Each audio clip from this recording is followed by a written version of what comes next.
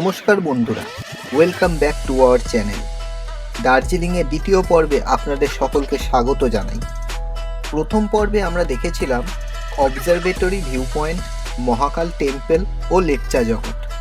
এই পর্বে থাকছে দার্জিলিংয়ের আরও কয়েকটি জায়গা। তো আসুন শুরু করা যাক দার্জিলিং ভ্রমণের দ্বিতীয় পর্ব।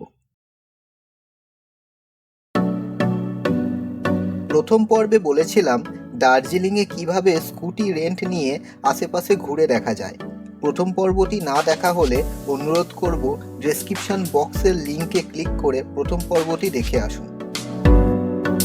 এখন আমরা লেপচা জগৎ থেকে বেরিয়ে পড়লাম সীমানা ভিউ পয়েন্টের উদ্দেশ্যে।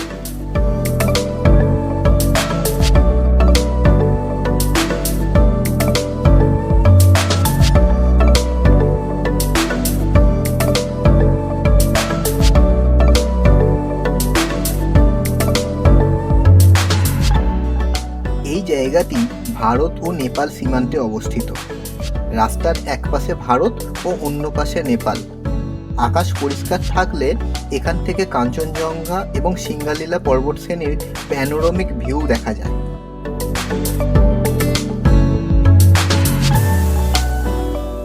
এখানে নেপালের স্থানীয় বাসিন্দাদের অনেকগুলি দোকান দেখতে পাবেন, যেখানে বিভিন্ন ধরনের চকলেট ও শীতের পোশাক কিনতে পাওয়া যায়।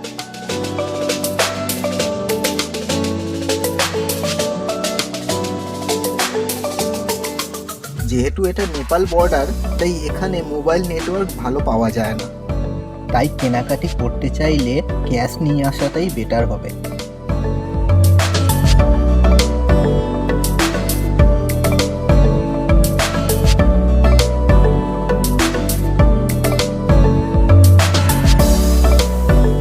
সীমানা দিয়ে এই রাস্তাটি সোজা মিরিকের দিকে নেমে যাচ্ছে, তাই আমরা মিরিকের দিকে না গিয়ে দার্জিলিংয়ের দিকে ব্যাক করলাম। নেক্সট ডেস্টিনেশন ঘুম মনেস্ট্রি।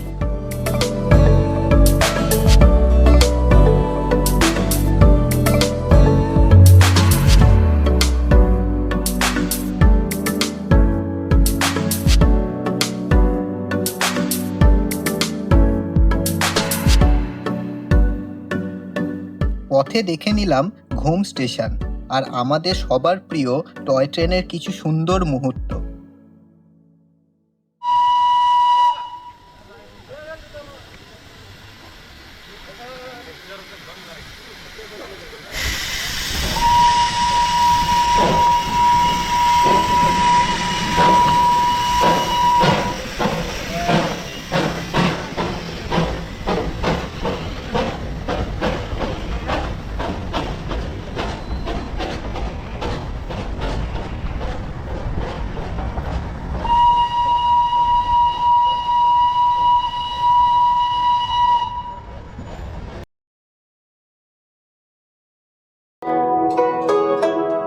এসে পৌঁছালাম ঘুম মনেস্ট্রি।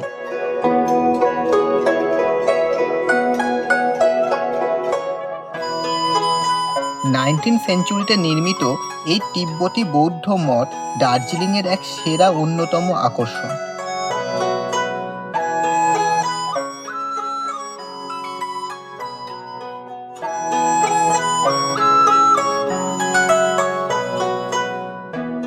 মঠের ভিতরটা এতই শান্ত আর তার সাথে তিব্বতী চ্যান্টিং, বেশ কিছুটা সময় এখানে কেটেই গেল।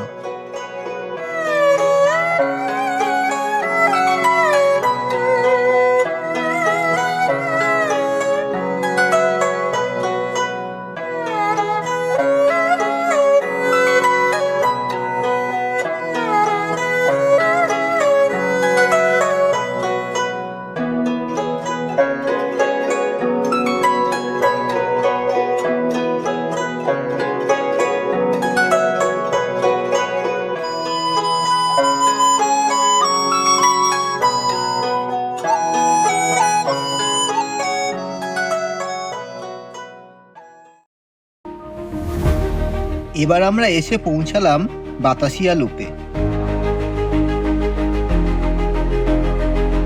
এটি একটি অসাধারণ রেল ইঞ্জিনিয়ারিংয়ের নিদর্শন, যেখানে টয় ট্রেনটি 360 ডিগ্রি ঘুরতে পারে।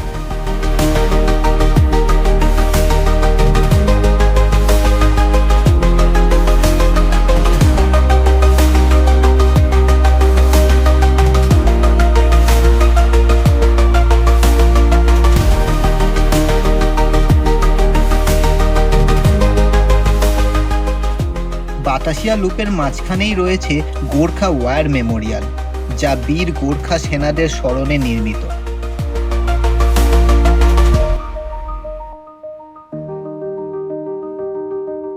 এই গোর্খা ওয়ার মেমোরিয়ালটি 1995 সালে উদ্বোধন করা হয় এবং এখানে দাঁড়িয়ে থাকা স্তম্ভটি আমাদের বীর জওয়ানদের বীরত্ব, আত্মত্যাগ এবং দেশের প্রতি নিঃস্বার্থ ভালোবাসার প্রতীক।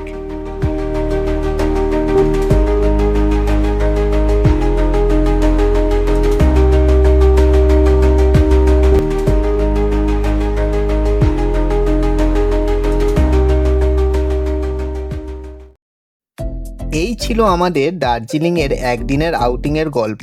ভিডিওটি যদি ভালো লেগে থাকে তাহলে লাইক, কমেন্ট ও সাবস্ক্রাইব করে আমাদের পাশে থাকবেন। আপনাদের একটি লাইক ও সাবস্ক্রাইব আমাদের ভিডিও বানানোর অনুপ্রেরণা।